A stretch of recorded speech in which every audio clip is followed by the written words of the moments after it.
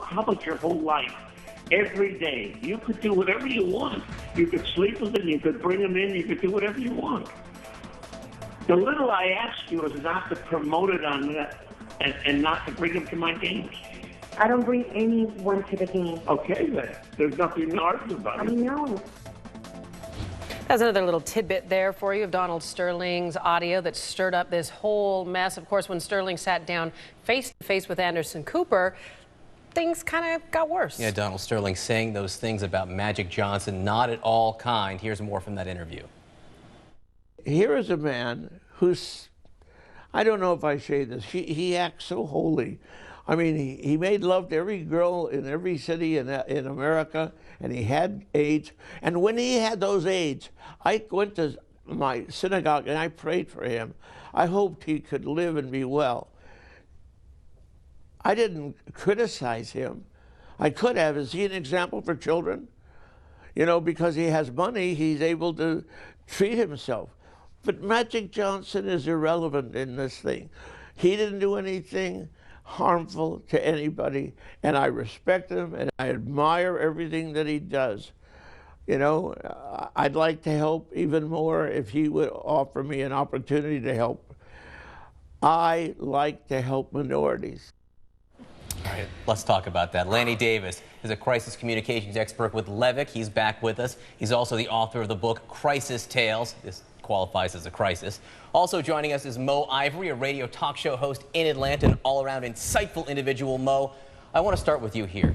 You know, there aren't a lot of people jumping up and supporting Donald Sterling right now, but I have heard people say, look, he's just, you know, he's 81 years old. He was clearly in love with V. Stiviano. He's a love-struck octogenarian, or, as I was saying before, a horny old guy saying crazy things. Sure. Is that justifiable? Well, I mean, I do think that there is a part of that that is justifiable, that he is not only those things, but he's also super wealthy, which puts his whole thinking and the way people have catered to him in his life on a different scale. So he's not at all ever used to. I gotta push back on that. Magic Johnson's really wealthy. He's not saying crazy things. Okay, well, Magic Johnson has done some crazy things in the past. Fair enough. You know, when he was in the midst of all that, and that's the thing that I think people are so outraged by what Donald Sterling is saying, but Donald Sterling is just having private conversations in public. There are a lot of people that have said these very same things. If you were to roll the tape back to when Magic Johnson made his announcement, there were many people that came out against Magic Johnson when he made that announcement about HIV. So he's really referring to things that people have already said, but we're so outraged sort of because of the collective of what he's saying. But if you break down some of the things that he's saying, he's analyzing some very real issues that people have in private conversations in homes all around this country. But not really so private. I mean, the conversation with Anderson, he knew this was going to be broadcast. Okay, so I'm saying when I say private, that things that people would normally say in their own homes, that he is sort of with no publicist around, without any sort of management, kind of blurting off these things that he would have in private conversations. There are many people that have had conversations about comparisons between the Jewish community and the black community and the way money is invested and things like that. That could actually have been a conversation on a Meet the Press in the morning, or a racial conversation. But how Magic Johnson ended up with HIV has absolutely nothing to do with black people showing up with V. Stiviano at Clippers games. That much I think we can all agree on. Sure, I agree with that, but I think that he was saying that in the context of the entire conversation with Magic Johnson. I have heard people even this morning say, well, why is Magic Johnson even in the conversation? We know why he's in the conversation, because of the picture that he was in with V. Stiviano when he was brought into the conversation very early. Lanny, we got to bring you in. I think one of the things that many people are, you're the crisis guy. We should come to you with this right off the bat.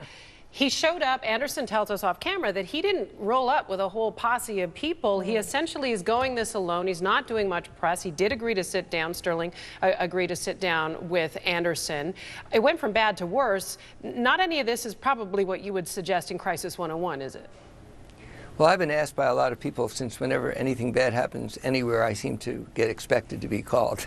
And I suppose that's a strange compliment that nobody ever says, hey, Lanny, I have great news. But this guy is beyond help. I would certainly respectfully and strongly disagree with my colleague who just commented that this is normal stuff that can be said privately. Bigotry is not normal, it's aberrational. Racism, is not normal. It's aberrational. Unfortunately, it may be more aberrational than we would like. He is a racist. He used racist terminology about blacks. There is no question that he shouldn't be the owner of a professional basketball team. If he were a private individual who's a bigot and he happens to be captured on tape, I could understand the logic of what I just heard. But he's the owner of a professional basketball team, which is a position under contract, which he's not allowed to do what he did, and that's why they can take the franchise away from him, because he violated his contract.